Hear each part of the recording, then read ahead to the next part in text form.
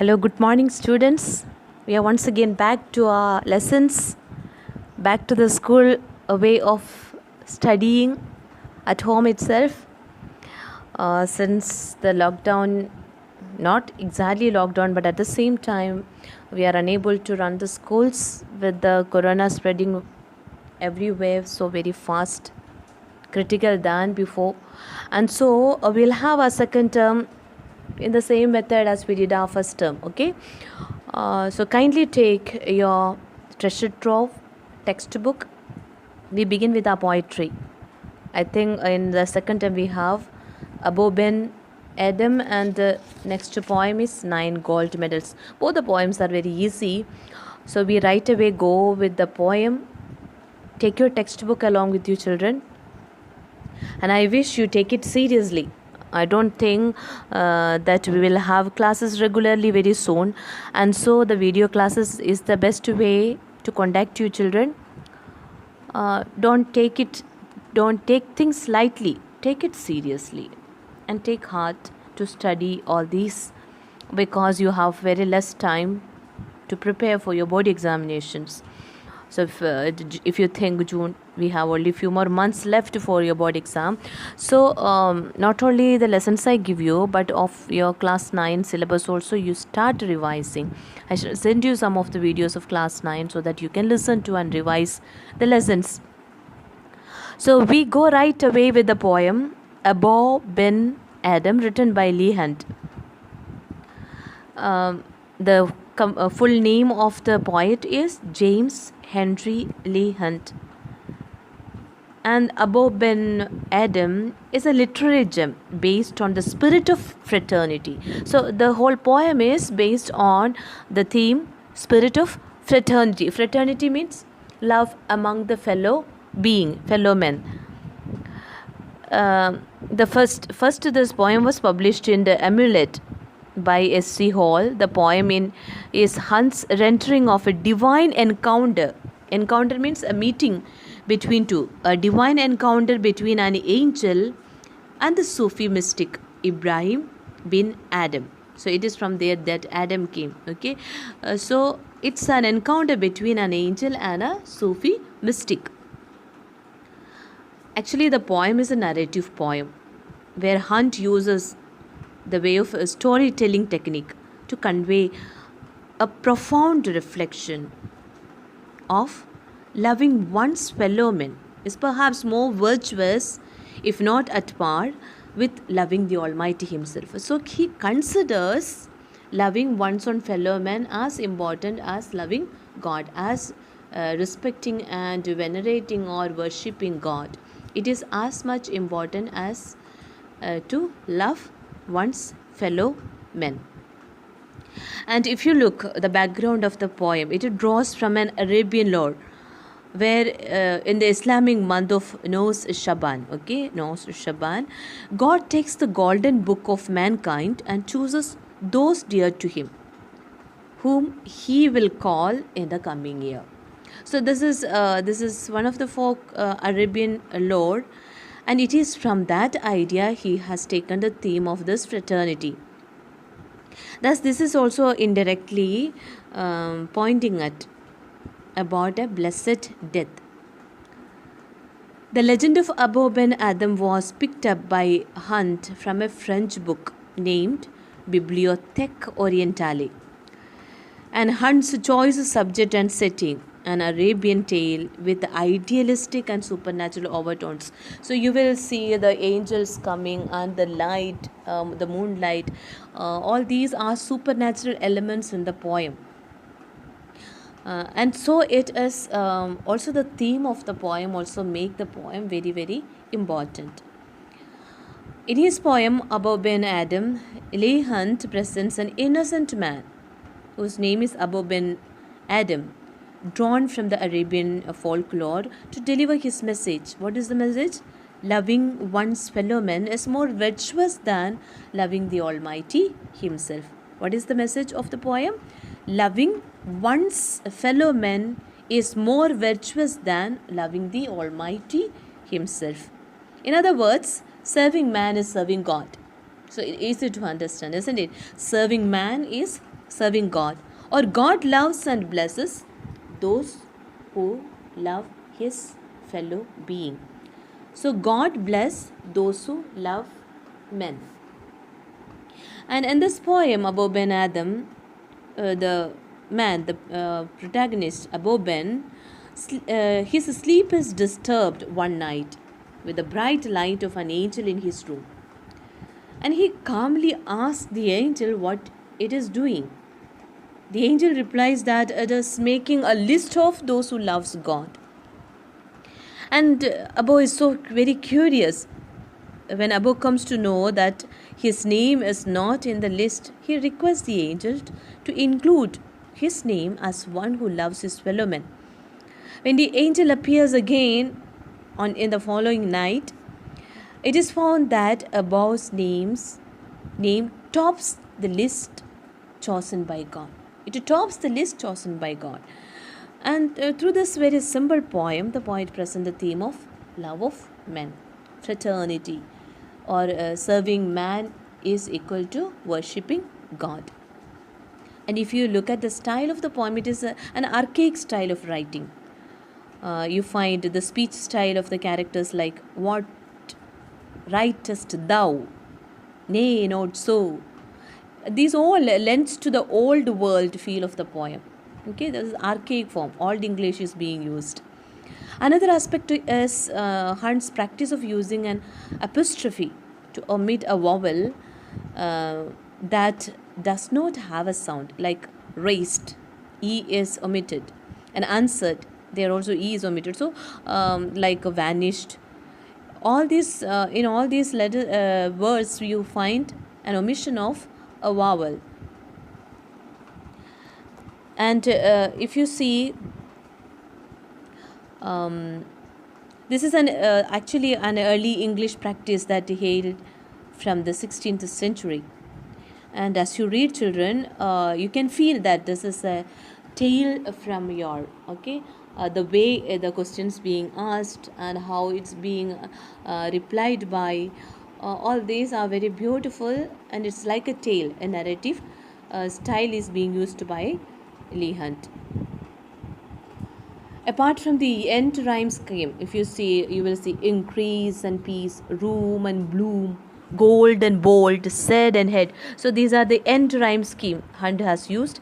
The rhetoric device used by Leigh Hunt is that alliterations you find in most of the lines. Starting in the first line itself, you find the alliteration Abou Ben Adhem. Okay, everywhere Abou, Ben, B and B. And then in the second line you have deep dream of peace, D and D, deep dream of peace. And in the 11th line you have nay, not so.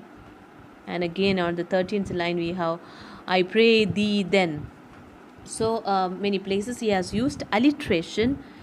And another tool we find in the poem is assonance, like the repetition of similar vowel sounds, making it rich in the line, 4th line. And we have in the line 12th line above spoke more low, O sound is being, vowel O is being used.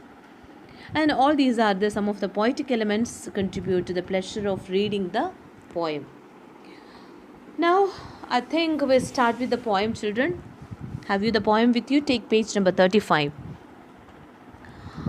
Abou Ben Adhem, and in the parenthesis you find may his tribe increase, awoke one night from a deep dream of peace, and so within the moonlight in his room, making it rich and like a lily in bloom, an angel writing in a book of gold exceeding peace had made Ben Adhem bold. And to the presence in the room he said, what writest thou? The vision raised its head, and with a look made a false sweet accord, answered the names of those who love the Lord. And is mine one? Said Abou. Nay, not so, replied the angel. Abou spoke more low, but cheerly still, and said, I pray thee then, write me as one that loves his fellow men. The angel wrote and vanished. The next night it came again, with a great awakening light, and showed the names whom love of God had blessed. And lo, Ben Adhem's name led all the rest. So this is the poem, children. With one reading itself, you understand. It's like a small story. The poem opens with the name of the protagonist. What is the name of the protagonist? Abou Ben Adhem.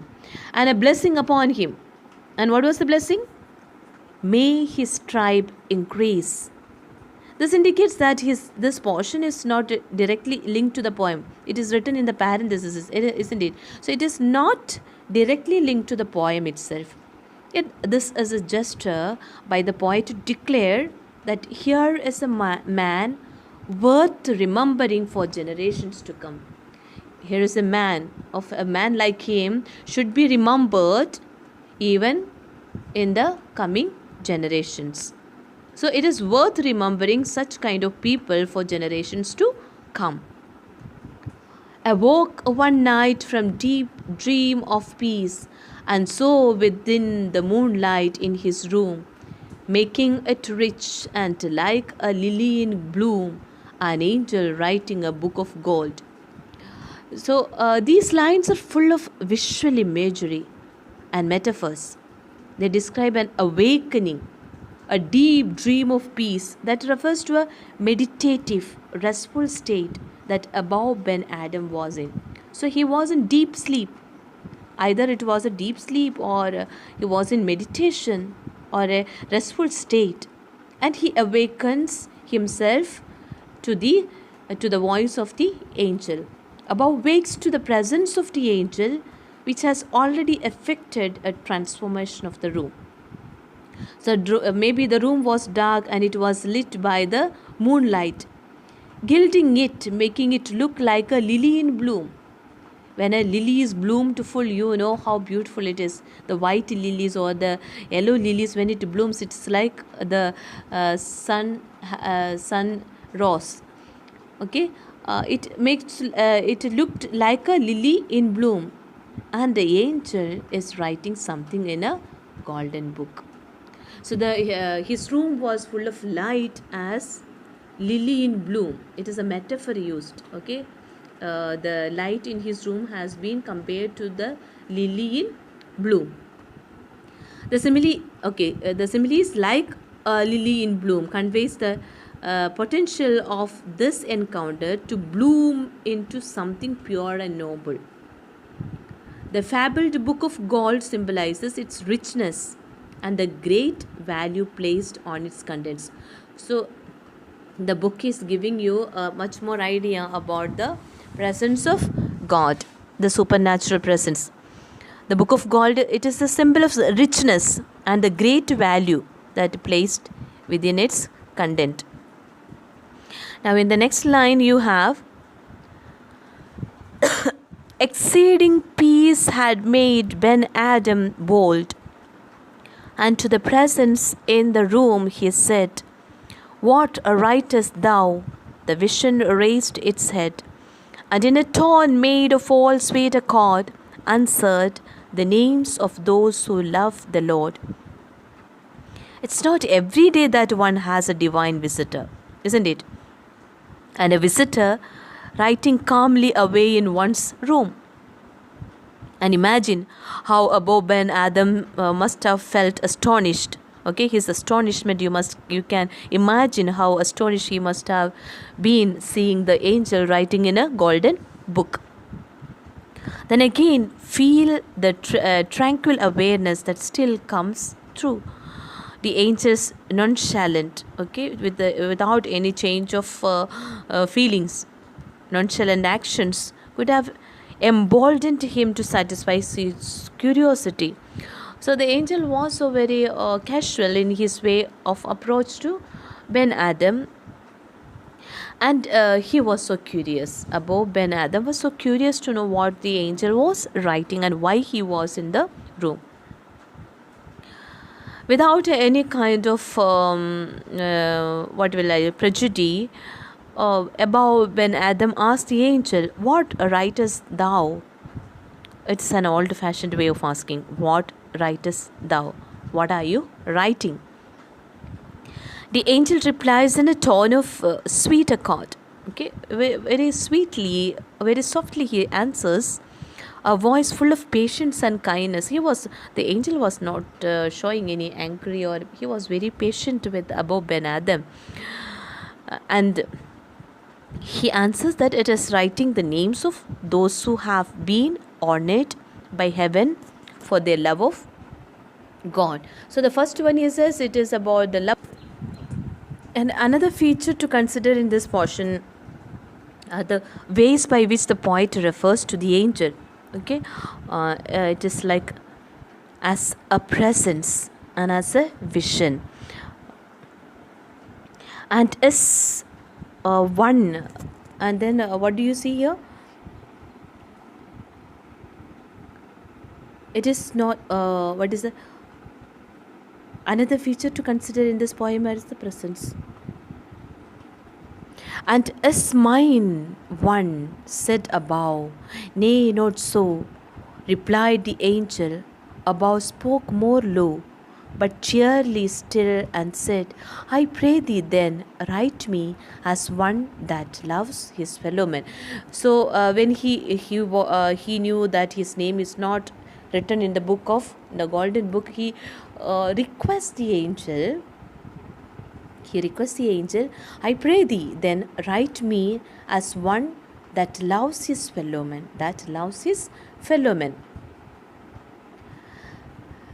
And you see how eager he is. Eagerly he is asking if his love for God has been worthy enough to earn him a place in the angel's heavenly book. You want to know if his love for God has been worthy enough to earn him a place in the angel's heavenly book or the golden book. The angel's negative answer comes in a kind but matter of fact way.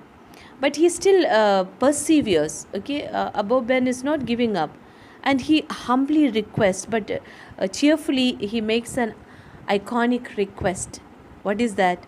To write his name as one who loves his fellow men. Contemplate on that, children. Contemplate on the fact that Abou Ben Adhem is unsure about his love for God. He does not know. He does not understand how far his love for God has been recorded by God. He is unsure, but he knows that he loves his fellow men. And in contrast to this confidence he has, that he love the mankind. And that's why he says, write me as one that loves his fellow men. These are the words that hold the poem's essence and render this poem very immortal. Because if you see, can you measure how much you love God? No, you can never measure, because God is God and we are human beings. We can never measure our love for God and his love for us. It is immeasurable. But we can surely measure how much is our love for humanity. By way of our charity, by way of our concern, we can understand and measure how much we love our mother, our father, our fellow beings. But we can never measure love of God. And so he says, write me as one who loves his fellow men. And it is here the essence of the poem being seen. And that makes the poem very immortal.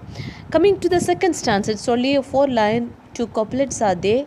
Okay, here I think we'll continue with, children. Since it's a small poem, I think we'll do with the second stanza as well. And in the second poem you have, the angel wrote and vanished. The next night it came again with great awakening light. Now see, the angel complies and leaves only to return in the next night. And the poet now speaks of a second awakening. The first one was he was asleep, and then he saw the angel standing and writing, and the room was full of the light. Now here we see a great awakening light, so bright that it rouses Abou Ben Adhem awake on a metaphorical level. This speaks of an enlightenment.